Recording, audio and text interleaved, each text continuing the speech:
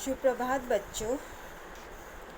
तो आज हम पढ़ेंगे एवरेस्ट मेरी शिखर यात्रा। ये हमने बेचेंद्री जो पाल हैं उनका लिखा हुआ है, बेचेंद्री पाल। तो उनका लिखा हुआ एवरेस्ट मेरी शिखर यात्रा जो है उसके बारे में हम पढ़ेंगे। एवरेस्ट अभियान दल, एवरेस्ट जो है अभियान दल 7 मार्च को दिल्ली से काठमांडू के लिए हवाई जहाज़ से क्या है चल दिया। एक मजबूत अग्रिम दल बहुत पहले ही चला गया था, जिससे कि वह हमारे बेस कैंप पहुंचने में पहले दुर्गम हिमपात के रास्ते को साफ कर सके। यानी कि एवरेस्ट अभियान दल जो था वो क्या था, 7 मार्च को दिल्ली से काठमांडू के लिए कहाँ चल दिया था, हवाई जहाज़ से चल दिया था। और एक मजबूत अग्रिम दल जो था एक पहले ही और एक ग्रुप जो था वो पहले ही चला गया था, है ना। क्योंकि लेखिका कहती है उसको कहाँ जाना था, उसको तो एवरेस्ट की चढ़ाई करनी थी, तो उसको सबसे पहले बेस कैंप पहुंचना था। तो बेस कैंप पहुंचने से पहले वो जो पहले जो अभियान दल जो है गया था वो दुर्गम हिमपात के रास्ते में साफ कर सके। हिमपात यानी कि बर्फ़ जो है, बर्फ़ जब गिरती है ना, रास्ते में जो बर्फ़ जो है गिरा करती है उसको हम क्या कहते हैं, हिमपात कहते हैं। तो हिमपात को वो साफ़ कर सके, हमारे जाने से पहले एक दल पहले चला गया था ताकि वह हिमपात को क्या कर सके, साफ़ कर सके।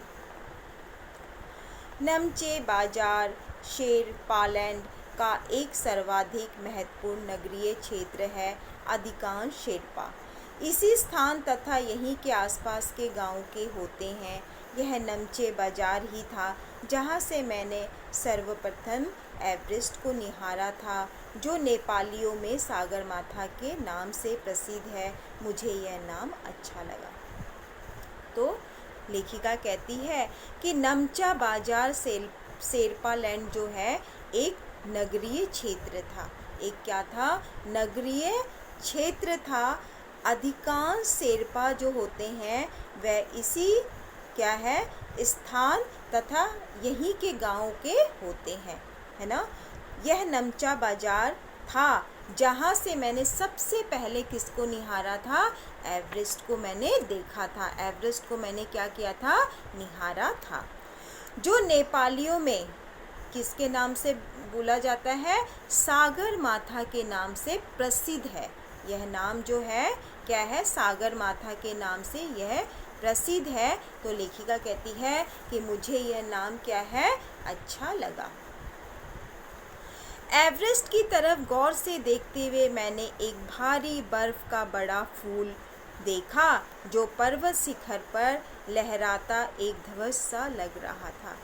तो बताती है कि जब मैंने पहले एवरेस्ट को निहारा, जब मैंने एवरेस्ट को देखा तो मुझे ऐसा लगा, जैसे मैं देख रही थी तो मुझे ऐसा लगा कि जैसे बर्फ़ का कोई बहुत बड़ा वहाँ पर फूल पड़ा है, जो पर्वत शिखर पर एकदम पर्वत के एकदम सबसे टॉप में क्या है, लहरा रहा है। और वो किसके जैसा लग रहा है, ध्वज जैसा लग रहा है, एक झंडे के जैसा वह लग रहा है। मुझे बताया गया यह दृश्य शिखर की ऊपरी सतह के आसपास 150 किलोमीटर अथवा इससे भी अधिक की गति से चलने के कारण बनता था। तो वो बताती है, क्या बताती है, मुझे यह बताया गया कि यह जो शिखर जो है वो क्या है, ऊपरी जो सबसे ऊपरी सतह है वहाँ पर 150 किलोमीटर की गति से क्या है, हवा के चलने के कारण ये क्या है, बनता है। क्योंकि तेज हवा से सूखा बर्फ पर्वत पर उड़ता रहता है। जैसे ही तेज हवा चलती है तो हवा के साथ क्या होता है, वह बर्फ़ के जो छोटे छोटे कण, जो टुकड़े जो होते हैं वो हवा के साथ ही क्या होता है, उड़ता है। तो उसके बाद शिखर पर जाने वाले प्रत्येक व्यक्ति को दक्षिण पूर्वी पहाड़ी पर इन तूफानों को झेलना पड़ता है। जो भी इस शिखर में जाएगा तो उसको क्या करना पड़ेगा, इन तूफानों को, है ना, और इन हिमपातों को क्या करेगा, वह झेलेगा, झेल कर ही वहाँ तक वह पहुँचेगा। विशेषकर खराब मौसम में, ज़्यादातर प्रॉब्लम जब खराब मौसम होती है तब ज़्यादा परेशानी होती है। तो लेखिका बोलती है, क्या बोलती है, यह मुझे डराने के लिए काफ़ी था, क्योंकि ऐसी बातें मैं सुन रही हूँ।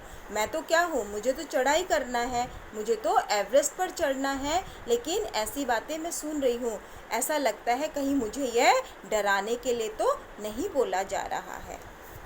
फिर बोलती है, फिर भी मैं एवरेस्ट के प्रति विचित्र रूप से आकर्षित थी। मैंने इस तरह की बातें बहुत बोली जा रही थी, डराया जा रहा था, लेकिन फिर भी मैंने एक फ़ैसला कर लिया। क्या फ़ैसला कर लिया? क्योंकि मुझे किसी भी तरह से मुझे एवरेस्ट पर चढ़ना है। तो इसके लिए मैं क्या थी, मैं बहुत आकर्षित भी थी और इसकी कठिनतम चुनौतियों का सामना करना चाहती थी। और मैं हर चुनौती, क्योंकि मैंने क्या होते हैं कई लोग जो चीज़ को ठान लेते हैं, क्या ठान लेते हैं, जैसे कि हमें कोई काम करना है ना, हमें कोई काम करना है तो हम उस काम को, चाहे उसके लिए हमें कितनी भी परेशानी क्यों ना उठानी पड़े, है ना, कितनी भी मुसीबत झेलनी क्यों नहीं पड़े, लेकिन हम उस काम को क्या करेंगे, पूरा करेंगे।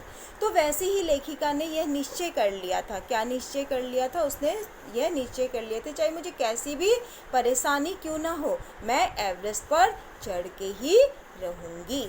तो सारी चुनौतियों को उसने क्या कर लिया था, चुनौतियों का सामना कर लिया था।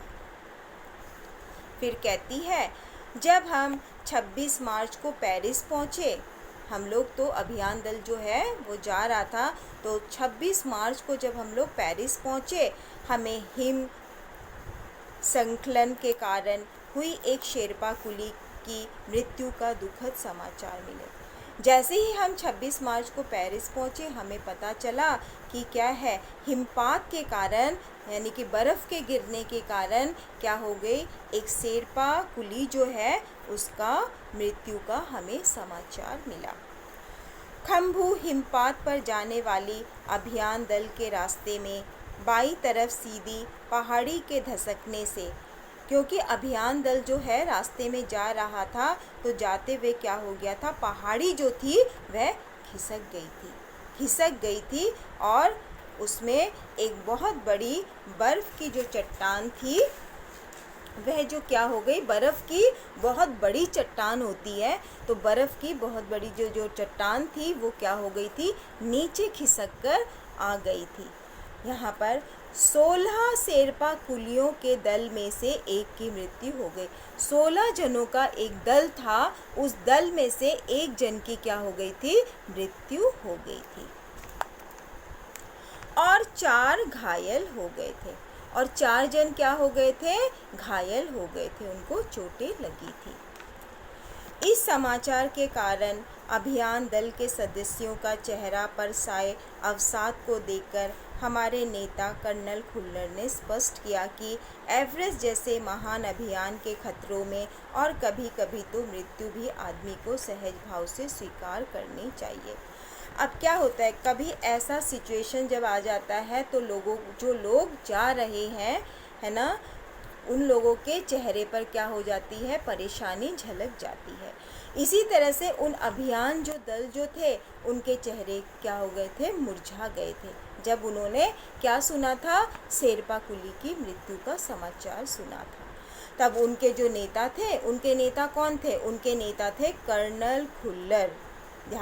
सब ध्यान से सुनोगे तो उनके नेता थे कर्नल खुल्लर। इन्होंने कहा कि हम एवरेस्ट पर चढ़ रहे हैं, हम एक महान अभियान में जा रहे हैं। अगर हम ऐसे महान अभियान में जब जाते हैं तो हमें क्या करना पड़ता है, हमें खतरों से भी खेलना पड़ता है।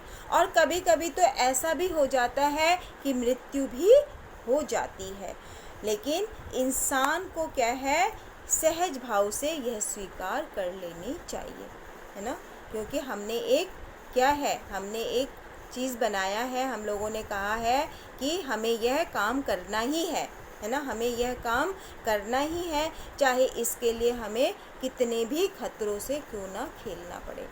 तो कर्नल फुलर कहते हैं ऐसे खतरों में तो कभी कभी आदमी को मृत्यु भी प्राप्त हो जाती है। तो आज पहला भाग मैं इतना ही आपको बता रही हूँ। आप लोग इस लेखिका परिचय एक बार फिर से पढ़ोगे। एवरेस्ट मेरी शिखर यात्रा, जहाँ तक मैंने आप लोग को पढ़ाया है वापस से इसको रिपीट करोगे और ध्यान से एक्सप्लेन को अच्छे से सुनोगे और सुनकर समझने की इसको कोशिश करोगे।